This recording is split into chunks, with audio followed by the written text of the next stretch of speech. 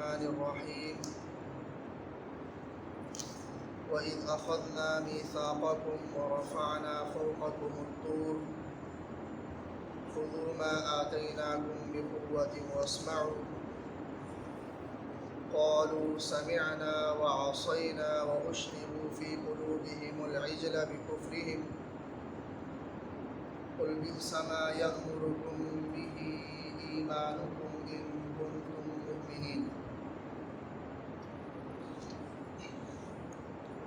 سورہ بقرہ کی آیت نمبر 93۔ وَإِذْ أَخَذْنَا مِيثَاقَكُمْ، اور جب ہم نے لیا میثاقکم تم سے عہد و پیمان، ورفعنا فوقکم الطور، اور ہم نے تمہارے اوپر کوہ طور لا کھڑا کیا، اور ہم نے یہ حکم دیا خذوا ما آتیناکم بقوۃ، تم لو جو ہم نے تمہیں دیا ہے، تھام لو جو ہم نے تمہیں دیا ہے، بقوۃ مضبوطی کے ساتھ، واسمعوا اور تم سنو۔ اس مضمون کی آیت پہلے بھی گزر چکی ہے، جہاں کوہ طور کا بنی اسرائیل کے اوپر لا کھڑا کرنے کا تذکرہ ہے۔ بنی اسرائیل کو جب تورات دی گئی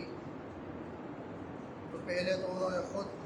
تورات کا مطالبہ کیا تھا کہ ہمیں کوئی کتاب چاہیے رہنمائی کے لیے۔ جب انہیں کتاب دی گئی تو انہوں نے پھر اس کا انکار کیا، تو اللہ تبارک و تعالی نے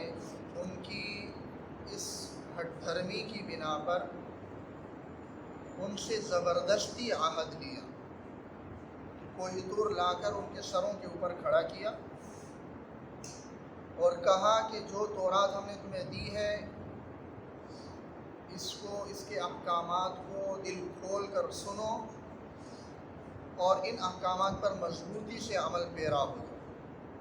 اس پر پہلے بھی بات کی جا چکی ہے کہ یہ اکراہ فی الدین میں شامل ہے یا نہیں ہے، یعنی زبردستی دینی معاملہ وہ کرنا، دینی احکامات کو لاگو کرنا کسی پر، جس کی طرف آگے ایک آیت میں اللہ تبارک و تعالی نے فرمایا ہے کہ لا اکراہ فی الدین، دین میں زبردستی نہیں۔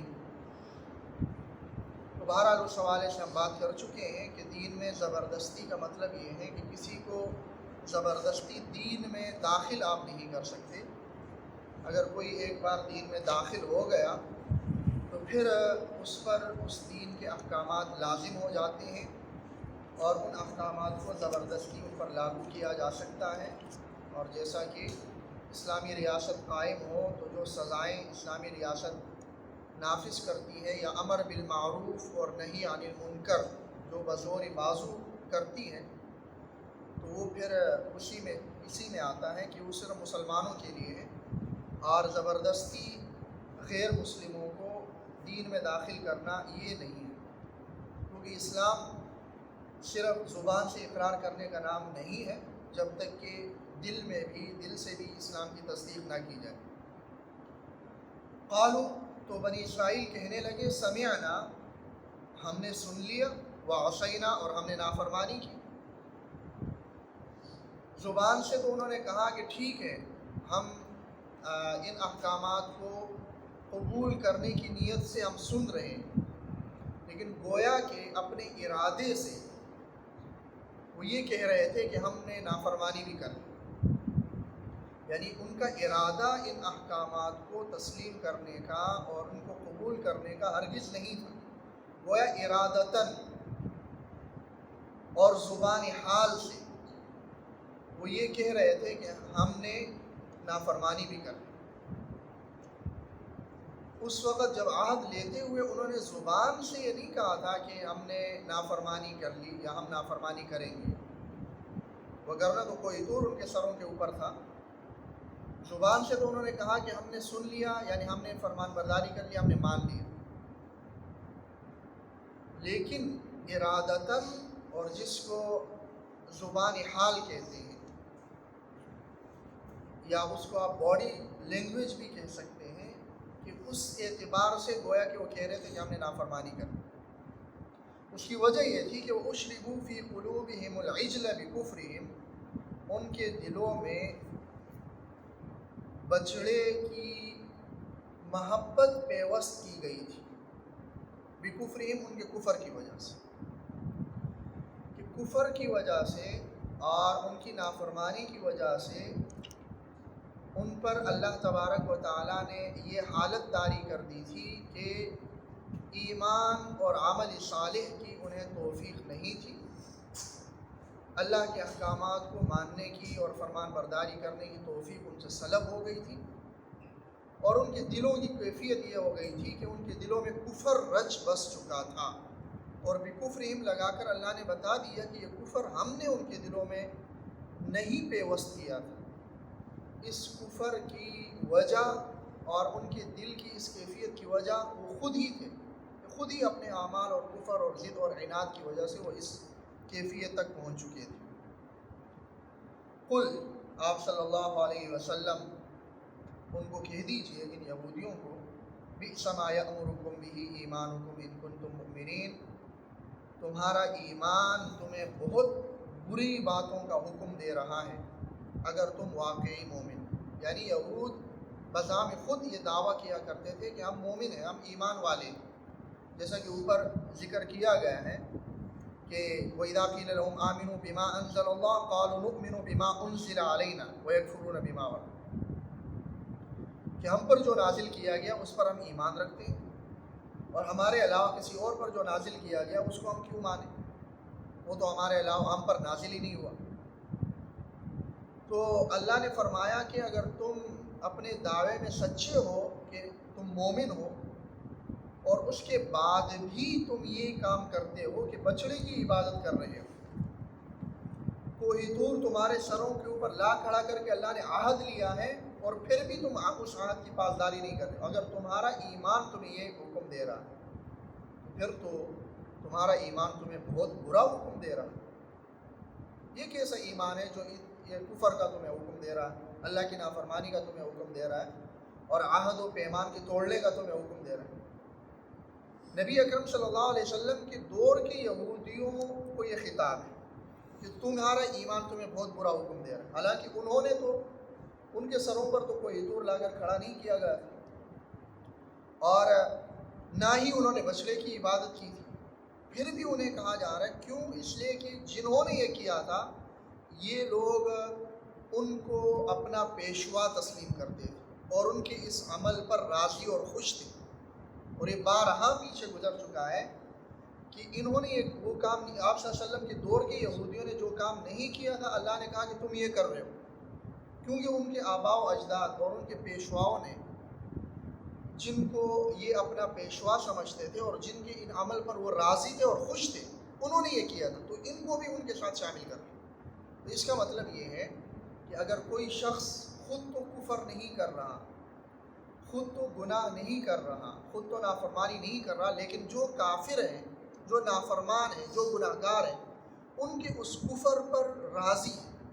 ان کے اس گناہ پر راضی ہیں، اور ان کی اس نافرمانی پر راضی ہیں،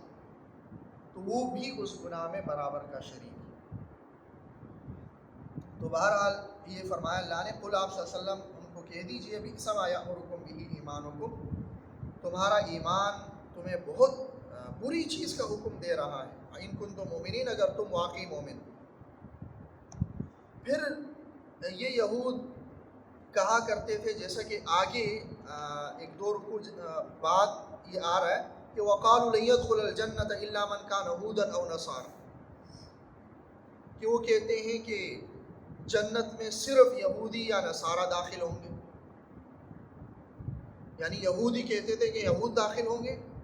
نصارہ اور عیسائی کہتے تھے کہ عیسائی اور نصارہ داخل ہوں گے، اور ایک دوسری جگہ وہ کہتے وقالت الیہود والنصارى نحن ابناء اللہ واحباء،